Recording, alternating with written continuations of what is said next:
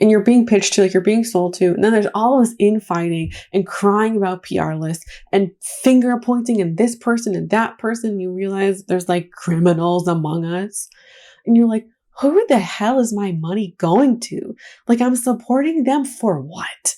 A few days ago, I came across a video from Jen Phelps where she was talking about eyeshadow consumption, and her video was titled, "Is eyeshadow dead or is eyeshadow dying?"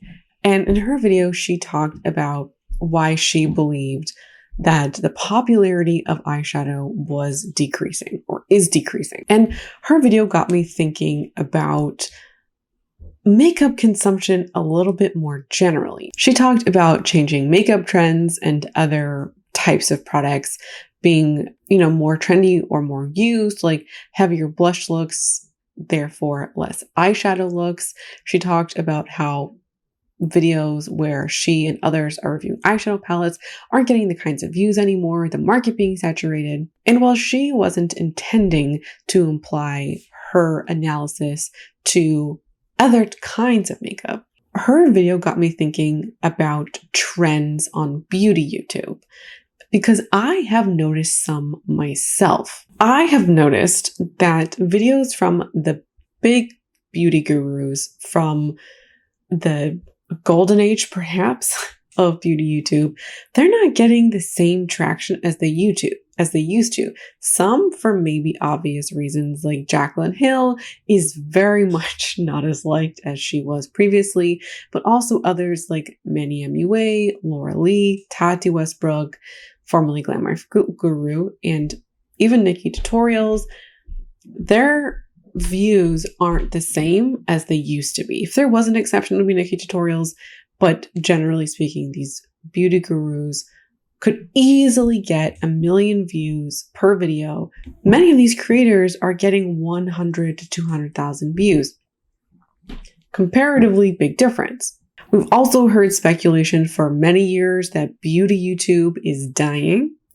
Also, ideas that TikTok is so popular, people are moving over there. Many makeup channels, not every makeup channel, their viewership is down as well. Makeup brands seem to be releasing less products than previously, because I do think maybe like 5 years ago, everybody and their mama, including me, was on ColourPop and ABH as just some examples for releasing so much. And it seems like releases have slowed down a bit. Right now, we're in a tough economic spot. We also have underconsumption trending at this very moment. Like, has the bubble burst? This is my question, or was my question. Has the bubble burst? Are people consuming less makeup?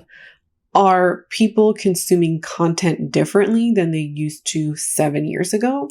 Is hyperconsumption not really a thing?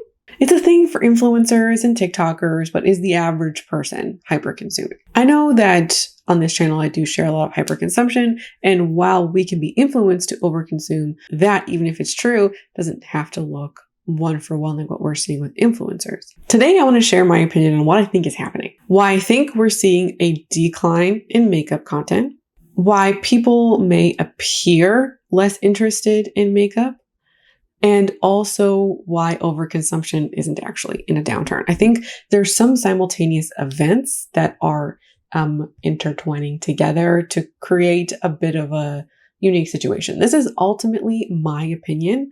I do have some information and stats to share with you where available, but again, largely my opinion, and I'm very curious to hear yours. So in order to compare what's happening right now with anything, we do need to go back in time a little bit. YouTube came around in 2005, but I would consider the beauty YouTube as a formidable niche on YouTube starting around 2008. I'm going to show you some views now, like a view chart of the beauty YouTube space until 2018, and you can see the trend upwards. I don't have a chart since 2018, but I do really believe that this has increased since 2018 for a couple of reasons. One, YouTube remains to this day the second most used platform on social media, only behind Facebook. It's gaining more global users and more US users than TikTok, or it currently has, I should say, in both categories. And also, when we look at kind of social media usage across the board, even during the pandemic, it didn't really change all that much. So this is why I think that it's continued to rise and still popular. I don't think that views fell off a cliff or that the beauty community is dying in quite the way that people have made it out to be. I think particular content isn't popular anymore, which has given some people the belief that it's dying. So for people who discovered beauty YouTube sometime between 2008 and 2018 and were on it, like you were immersed in the community, I think you would have seen a big shift from the earlier period to the later period.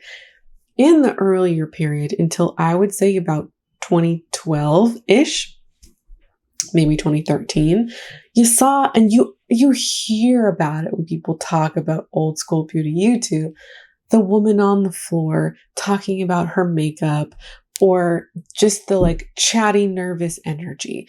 You hear a lot of people talking about folks sharing their love of makeup, people who just love makeup sharing it online, and it was very informal. There was low production value because people weren't coming online with the intention of becoming YouTubers. They were just people sharing their love of stuff. And although this still happens today, there is this romanticization of the past that happens. I'm guilty of this as well. And it gives us this kind of perception of the past being this like really beautiful kind of time. Around, I would say, 2013 to 2015, you have influencers turning into full-fledged celebrities. Becca and Jaclyn Hill's Champagne Pop released in 2015, and the following that she had, like when you watch like her going to openings or going to stores for the product, like thousands of people would gather to watch her, very reminiscent of a celebrity visiting a mall. Something changed very markedly around that time. For her to release Champagne Pop in 2015, this had to be in the works at least the year prior, 2014.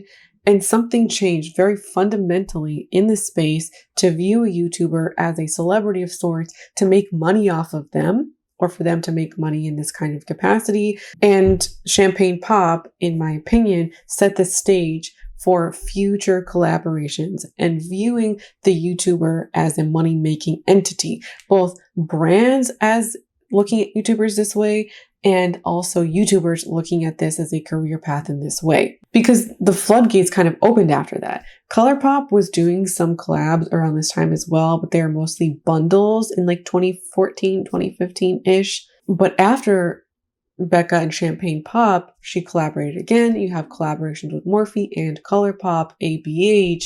Makeup Revolution did many as well. I'm sure you guys can pop off in the comments about all the kinds of collaborations that we saw with big brands. When I look back on YouTube between 2015 and 2018, I kind of view that as the golden age of YouTube because of this excitement that the community had over makeup. You had the tides turning of our favorite YouTubers collaborating, and it just felt like such an exciting time in makeup. And when we look at makeup releases now, like the Sweet Peach palette, very iconic, happened during this time. Even Modern Renaissance, the fervor that happened around Sweet Peach is not, and launch parties as well, are not happening quite to the degree that they were. I use the term golden age here because of how I think about the past. I look back and think of this as like the peak or the pinnacle of beauty YouTube. And in some ways, like the golden age as like an actual term, regardless of this context, is used to refer to like great evolutions and great moments in a specific maybe society or culture, great achievements or progress. And I think that does fit squarely into this time because of like the unprecedented turn that happened in this community between that time, some of which I talked about. However, it being like the peak is not necessarily true, given that cosmetic sales are up now more than 2018. You have more viewers on YouTube now than at that time. And if we were to take this as truth, that there are more people viewing beauty YouTube now than 2018, the community has gotten bigger. So this was not the peak. Have we reached the peak yet? I'm not totally sure, but I don't think in terms of popularity, the peak was reached at this point. But my perception of the past, I think, is very interesting at this being this fundamentally more exciting time. But I have that view personally because I was getting into makeup at that time and I was very much in the culture. I wanted to buy all the new stuff. I wanted to buy all the new releases. And I was getting excited for these new launches. And I am somewhat out of touch now with new releases because I don't want to be influenced that way anymore. And so I think there are people now who are coming into the beauty space over the last few years who are excited about new palettes and new launches. Maybe not palettes if they're on a downturn. Perhaps you are. When new brands release new products, folks can get very excited about it. And just because I'm not anymore doesn't mean that that's not necessarily happening. 2018 seems like a pivotal shift of things, in my opinion, because Bye Sister happened in 2019. And I think that really solidified people's negative opinions of the industry, of the space. And viewership from many of the big creators began declining in 2019. I had this whole kind of chart and comparisons looking at many creators. And I don't know how helpful that is, to be honest. The views are down. You can see if you go and compare viewership to most of these channels now compared to 2018, generally down across the board. And I did investigate Tati, Manny, Laura Lee. I was going to do, I was looking at Nikki and Jeffree, but Jeffree hasn't posted a video in 8 months. We're not entertaining James Charles. And then also somebody like Nikita Dragon. She hasn't posted a video in 3 years. But generally speaking, views just are a fraction of what they were in 2018. And I really think 2018 was such a turning the tides moment. By 2018, I think the tides started changing. And I would say between 2018 and 2019, I think many people had a bit of a reckoning. By 2018, beauty YouTube had been around as this formidable space for about a decade, and many niches started popping up. You had the indie YouTuber, the person who liked the indie makeup. You had conscious consumerism, project panners, and no buyers popping up around, in this window of time as well. These are just a few examples. This kind of stuff I don't think it had quite the presence it did a decade ago or even 5 years previous, because, within a niche, it takes time for other niches to emerge. And I think that's what happened. So you have people diversifying their interests and the beauty space began evolving. I think people started to see these really large beauty influencers, they're seeing their collection of stuff, owning hundreds or thousands of items worth of makeup. This being unreflective of their lives. Even if somebody at home consumed a lot, they still don't own this much makeup. By 2019, I think there was so much drama that people began to kind of question the community. People became tired of it. By 2019, and Bye Sister and the 5th Dramageddon happening, trust in creators had really been shaken. There had been other events to shake this trust previously, but this, I think, might have been many people's last straw with how they engage in the community. Affiliate links, PR, and sponsorships were absolutely part of this. The colossal PR hauls that were happening were rubbing people the wrong way. The mega declutters, all of this griping about PR lists. Viewers also were thinking that creators weren't being really honest, or as honest as they should be, about new releases because they wanted to stay on PR lists. People really realized that they were being sold to, that they were being pushed products and had things affiliate linked so the person could make money. This is not so much news to us now, but I really think that like all of this kind of created this storm of reckoning for many people. And you're being pitched to, like you're being sold to, and then there's all this infighting and crying about PR lists and finger pointing and this person and that person. You realize there's like criminals among us. And you're like, who the hell is my money going to? Like, I'm supporting them for what? The integrity of the creator and the integrity of the reviews were definitely being questioned. These channels didn't just disappear. I think people just wanted to watch other things. And they were more cognizant of how they wanted to be influenced. I think many people who had been around for a while were tired of watching the same thing and also being influenced all the time and being sold to all the time. And I hear this today of people who are coming to this reckoning today of keeping up on new makeup releases and watching the hauls and watching the trends and watching the reviews is just tiring and exhausting. And they're just tired of it. And this out of touchness, I think, impacted things as well. Watching somebody try on a makeup item and just stay in their air-conditioned home for 5 hours is not the same as somebody who is going to work, working a 12-hour shift, coming back and telling you how it looked.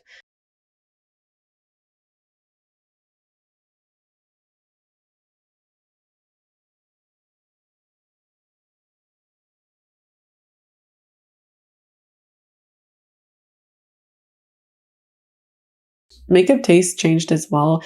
And I think that many of the beauty gurus, the big ones, even to today, still have some of the same kind of techniques or looks to their makeup, like fake eyelashes, really kind of big, maybe smoky or blown out eye looks, perhaps contouring or lots of foundation. And the makeup taste generally in the community has shifted to more skin tint, light coverage types of stuff, maybe more dewy stuff, or maybe more like blushy looks. And I don't think some of these creators are keeping pace with how things have changed. And I don't necessarily think that somebody needs to change their makeup style if that's their style. What I am saying is that there are creators who do have this style and so are more relevant to some people who also want to mimic this style. TikTok has also changed the landscape to offer alternative platforms and alternative ways of talking about and reviewing makeup, and it also provides alternative creators to rise and thrive. There has been this view that people have migrated from YouTube to TikTok, and while we don't have specific data points from the beauty space, this is generally not true, as YouTube is still outpacing TikTok in average monthly viewers. There might be some people who did change their viewing habits, as in they started viewing TikTok alongside YouTube. Maybe they stopped watching YouTube, or their YouTube watching hours declined. So we don't have all the evidence, and I'm not saying that there were no changes, period. I don't think it's this mass exodus as though people have made it out to be. I also believe the pandemic changed the way that many people viewed their lives and their spending. The pandemic created a time of uncertainty as to like, will I have a job tomorrow? Many people did lose their jobs. People couldn't afford to spend how they used to, but also I think that there was a more philosophical shift of people questioning the fundamentals of their lives. What do I want with my life? How do I want to live my life?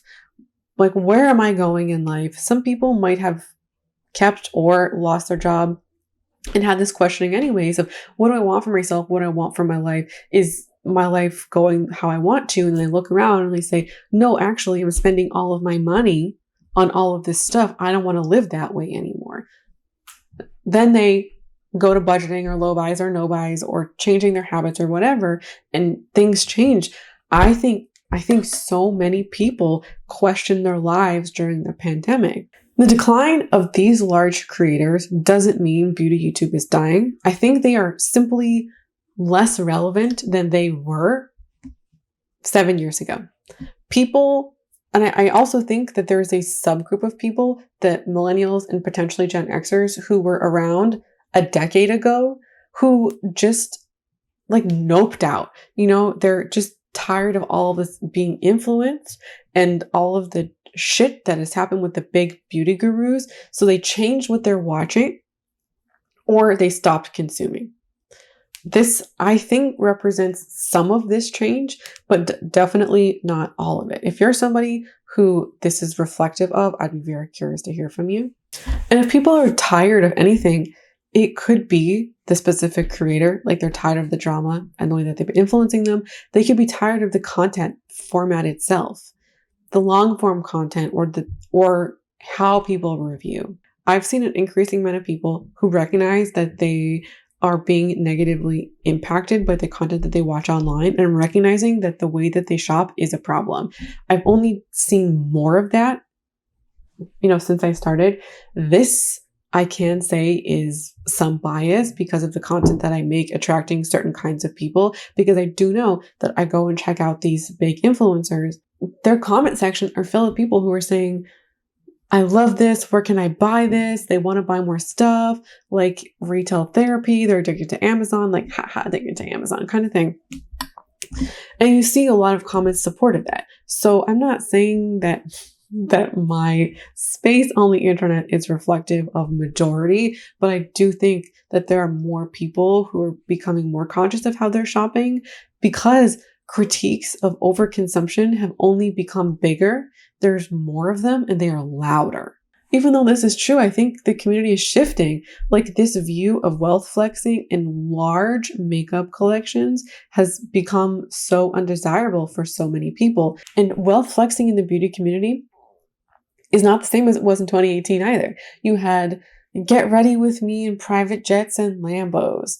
Yeah, there was critiques of that at the time, 100%. But that wealth flexing is not happening today like it was 6-7 years ago. I think one of the things that made Tati so big was her OMG series, where she was reviewing very expensive products. That only lasted for a certain amount of time for her, because I do think that, and I also believe she privated some of those videos. I went looking back through her catalog, and I remember some very specific videos that aren't there anymore. I don't think that series would fly today. One of the most beautiful things I think that has happened over the past decade is the diversifying of beauty YouTube.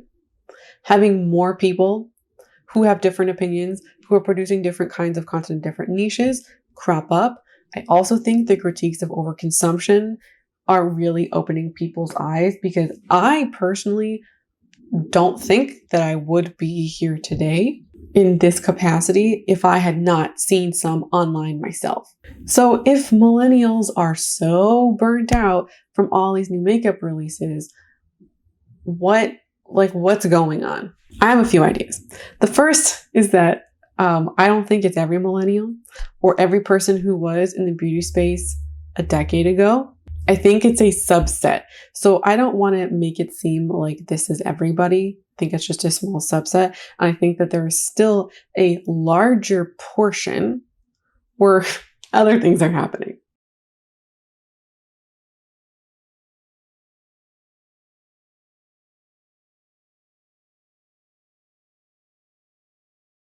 I think traditional beauty YouTube watching millennials have diversified their interests in what they're spending their money on. Since 2019, there has been a rise in skincare content in the beauty space. 2014, you could not see a mention of skincare. You would get maybe a micellar water, maybe a makeup wipe. Today, it feels like the entire community has like basic knowledge of skincare now, and you're seeing it. Like, somebody who's doing a full face get ready with me, they might mention, oh yes, I put sunscreen on, I have my moisturizer on, when we didn't hear even a lot of that a decade ago. And skinfluencers are their own kind of influencers now, and that's like a relatively recent phenomenon. I'm talking like maybe 5 years-ish. There has also been a rise in perfume. Perfume talk is also a thing. Skincare TikTok, of course, is a thing as well. My other theory, and this is one I have less evidence for, is I think that there is more interest or diversified interest in Temu and Amazon haul videos. Amazon has been around for a long time, but the Amazon must-haves in the Temu videos are relatively newer phenomenons that weren't around, even though Amazon has been around. And the Amazon influencer channels and TikToks, this is mostly happening on TikTok, they are everywhere and they are wild. So you have more of those kinds of videos. And so people go, oh yeah, organizing gadget, organize my fridge, a trolley for my groceries. And you have some kind of practicality in them. And so I think these videos are tempting in people. I think that shopping is such a dopamine hit that people still want to shop. And Amazon, Temu videos are kind of drawing people into consuming in different ways. If somebody's tired of beauty, they could be moving on to skincare, or they could be moving on to more general Amazon stuff. Some evidence to support some of this. According to a Lending Tree survey that was performed in September 2023, skincare is the number one category that American women spend their money on across all generations. Millennials are the ones who prioritize skincare the most at 38% of total respondents. Millennials are prioritizing skincare the most out of all generations. Hence, some of my ideas that we are kind of shifting some of our makeup consumption to skincare. I also feel like the way that people are influencing is a little bit different than 10 years ago. And some of this is with the rise of TikTok. The aestheticization of life and stuff was happening before TikTok, to be sure, because there were these hyper curated Instagram feeds and Instagram filters on all of our stuff. Like, we were trying to do that a decade ago. It's just looking different now, and how things are aestheticized are a bit different. We had this happening in like vlogs and stuff and that girl stuff, but even that I think is more new, like in the past 3 to 4 years. And TikTok has taken aestheticization and ran with it.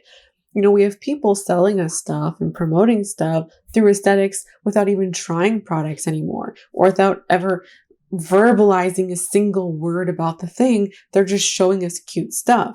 And so I think how people are being influenced might be a little bit different, or a little bit more multifaceted than 10 years ago. 10 years ago, we might see somebody do makeup haul and be like, oh my God, I want it. Now we might see somebody laying out clothes on Amazon, that girl clothes, and you go, oh my God, they're so cute, we want to buy it. Or even if we're still in the beauty space, we might see people tapping on like their skincare and showing us aesthetic skincare, and then we want to go buy skincare. I think influencers as well are diversifying what they're doing a little bit. I think many TikTokers especially are showcasing beauty, lifestyle, fashion. And I've seen people who were makeup girlies who are now doing, let's say, like maybe 20 to 30% makeup, 20 to 30% clothes, and then another 20 to 30% Amazon stuff, which could represent clothes and beauty, but also you get the random, Amazon stuff.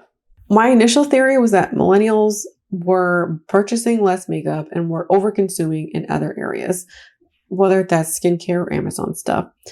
I had suspected that Gen Z, if we were to see like a graph, there would be like millennials overconsumption going down, and then Gen Z overconsumption going up.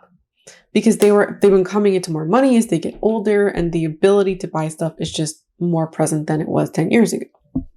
Because the oldest Gen Z is 27, 10 years ago they were 17. Like, there's only so much money a 17-year-old has. However, millennials remain the generation with the highest purchasing power. And they are the ones who are consuming the most in the beauty category. Millennials spend the most per year, averaging $2,670. Gen Z is next with $2,048, Gen X with $1,517, and Boomers at $494. I think eventually Gen Z will eclipse millennial spending when, I'm not entirely sure. And the reason for this is because the tail end of Gen Z they're about 12 years old. This could be generational bias on my part, but I think if you look at the proportion of Gen Z who have money to spend, and you compare that with the proportion of millennials who have money to spend, I kind of think that that's going to be even closer than this suggests. As we consider makeup overconsumption, I think we also need to consider the power of the influencer. Are influencers as powerful as people like me have been attempting to insinuate? So here's some interesting information. 46% of people in total said that social media and influencers have influenced them to spend more on beauty. When we look at millennials, this figure rises to 67%, and with Gen Z, that's 64%. That is very close. When also asked about regretting beauty purchases, 52% of Gen Z have overspent on beauty and regretted it, and that stat is 40% with millennials. I am wondering if part of that number has to do with income, because if Gen Z is younger, this, I think we could say, are more likely to be making less money than millennials. If Gen Z is overspending, they may be overspending more proportional to their overall income than millennial. So a regretful beauty purchase might have a bigger impact on Gen Z than it could have on millennials. Lastly, 68% of millennials and 60% of Gen Z find it important to try new beauty products. To add more nuance to this conversation, one of the things that Lending Tree speculates is that when people are feeling economic pressure, it may be harder to splurge on big ticket items, but things like skincare and beauty products are very attractive and appealing to spend on because they're attainable luxuries. So buying new beauty products without realizing how much we're spending on it is very possible and very likely contributes to some of the spending choices that we are seeing. In addition, the article speculates that social media plays a very big role in how people overspend. And the article continues to say that it's tempting to spend just to see what the fuss is about when you're seeing a viral product. And when people are buying items that cost less than $50 or $100, it can be easy to overspend without even realizing it. One of the takeaways that I'm seeing from this conversation about money in the beauty space is that when we are not telling our money where to go, when we do not have clear plans for our money, we are not paying attention to it. And so it can feel very easy for it to disappear, for our money to control us, so to speak. Here's another piece of information that was gathered the same time as this Lending Tree survey. All prestige beauty categories have registered double-digit growth rates in 2023 so far, but demand is starting to moderate in every category except skincare. In addition, I was speculating about skincare, and I was using this graph, which I'll show you on the screen, to add to some of that speculation about why skincare products might be seeing a growth. I also speculated that some of the interest is from millennial women who may be interested in skincare because of their demographic aging. It could very much be part of it, but when I was doing even more digging, I found out that the percentage of generations who are purchasing skincare, Gen Z and millennial are neck and neck, and these fears of aging can absolutely play into it. But perhaps this awareness over skincare, as I was talking about earlier in the video, is just contributing to its popularity. We were also talking earlier about how much social media can influence us to buy stuff. So the presence of more skincare, just seeing it more, it being advertised more, popping up in our feeds more, can contribute to this interest across generations. We had some technical difficulties, but we're back and we're looking slightly different. But we're back. So to continue, the makeup category has enlarged its audience in the past year, with 70% of women aged 13 years old and up reporting that they use makeup on a daily basis. So it seems that one of the reasons why we might be seeing an increase in makeup consumption are more people wearing it, not necessarily more people buying it. This is a possibility. But also, I think a comparison of 2013 to 2022 isn't going to be entirely accurate, because 2022, when we look at in comparison to the previous two, 2022 was still a recovery year from the pandemic in cosmetics, but kind of across the board. I would say 2022 is the first year since 2020 where we have a recovery to pre-pandemic kind of purchasing and habits and consuming. And so it's not the same as comparing 2019 to 2018. So it could be that people were wearing less makeup over the course of the pandemic. And now that it is over in 2023, because there were still lockdowns and such in 2022, that more people going back to work, perhaps as some younger folks grew up over the pandemic are wearing makeup for the first time. And maybe if they were going to work or going to school or going out more or interacting with more of their peers, there's a potential that they might have chosen to wear makeup sooner, maybe go shopping for it with their friends.